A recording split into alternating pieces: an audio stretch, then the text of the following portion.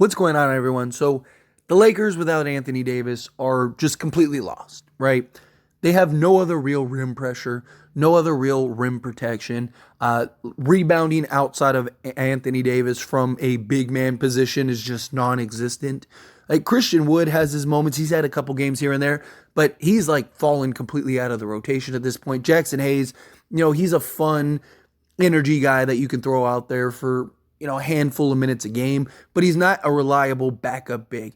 And that's something we discussed here on this channel even before the beginning of the season when we first acquired Jackson Hayes, made videos diving into like, hey, here's the thing, he's a project, right? He's going to take some time, he's going to need some work, but he could be a fun just lob threat, and he's shown those signs. But for a team that wants to contend and be a championship contender, it's just not going to cut it. We're 2-0 without LeBron James. We're 0-2 without Anthony Davis. And it's because, again, in spots, in, game here and there, you can kind of make up ground for not having LeBron James. Obviously, there's no replacing LeBron and just his impact and his IQ and stuff.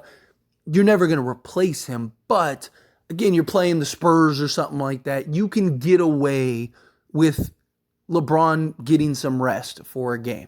Guys can step up and pick it up enough to where you can kind of supplement his points, his assists, his rebounds. Again, not necessarily his impact, but against like a bottom feeding team or a middle of the pack team, you can get that win. We don't have anything on this roster to supplement even a small fraction of what Anthony Davis is. So the only thing that the Lakers can do is make a trade. Now, the Lakers are very likely going to make a trade for a Zach LaVine or a DeMar DeRozan or some scorer. The Lakers need to get some offensive injection. They do. The Lakers they don't have enough offense. Lakers are like 7th in defense, but they're like 26th in offense, right? Outside of LeBron James and Anthony Davis, we don't have any consistency as far as scoring the basketball goes. And so you need to get that score.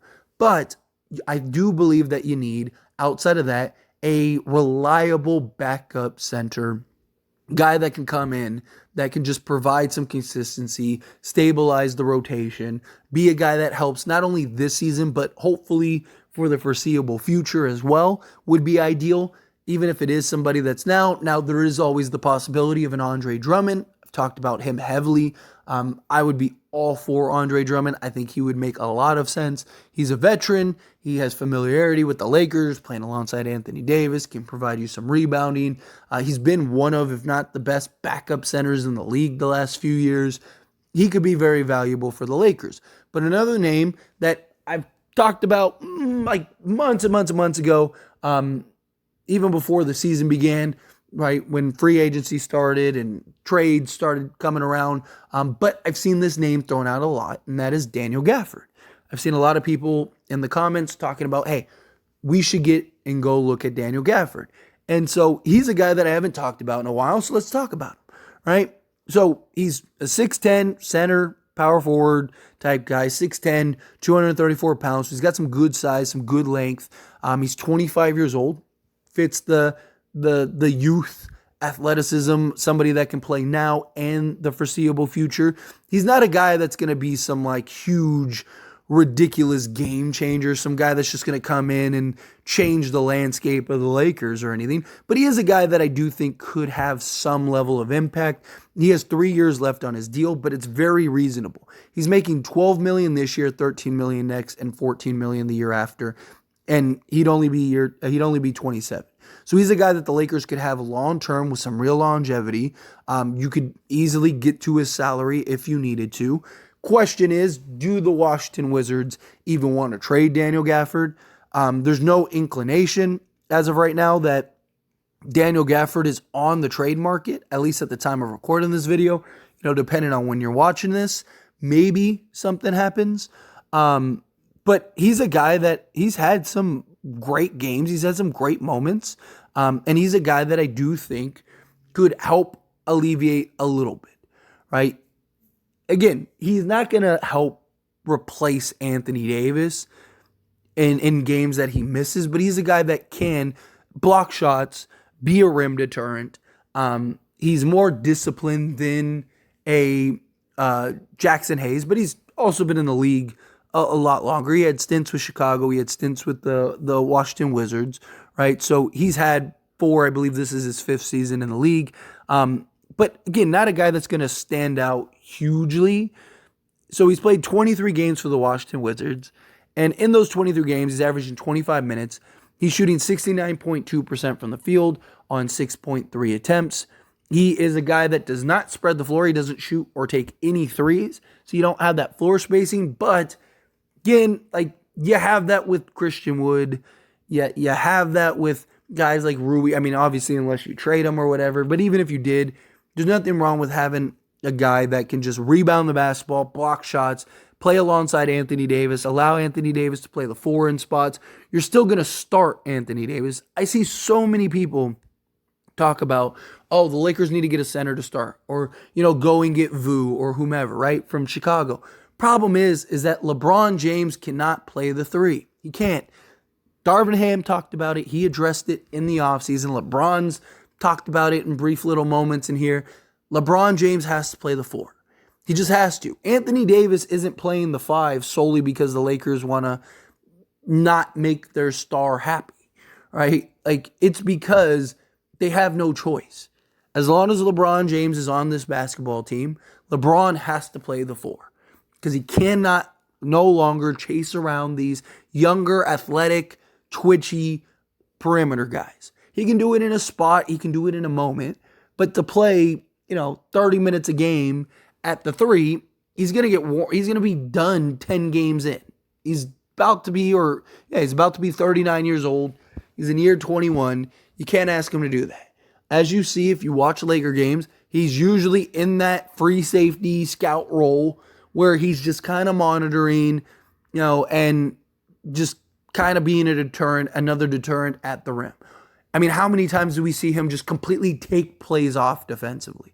Where like he doesn't even go to close out on his man that's like in the corner or whatever. You can't do that if you're the three. There is no I'm just gonna let him shoot, or I'm just gonna take this possession off defensively. You can't. So the idea of Daniel Gafford or whomever coming in and starting, that's not gonna happen. At least as long as LeBron James is on this team. But Daniel Gafford is a guy that I do think could provide some quality minutes off the bench. I think he'd provide a little more stability in a backup role.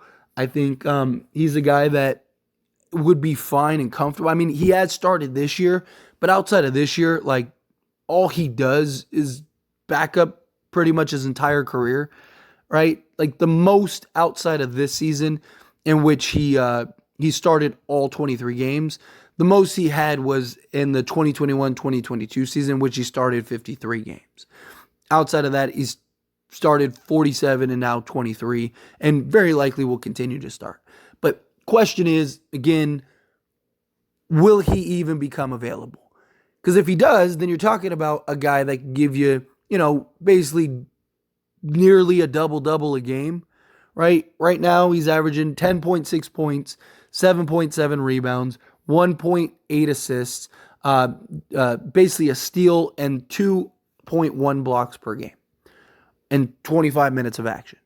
That's perfect. That's great, right? That would be all the Lakers need. And, fun little fact, he's also familiar with Zach LaVine, which I think is interesting as well, because if the Lakers were to trade for Zach LaVine, so the Lakers could theoretically, again, just theoretically, but they could go make a move for Zach LaVine and still go trade for Daniel Gafford, right? Like if they wanted to.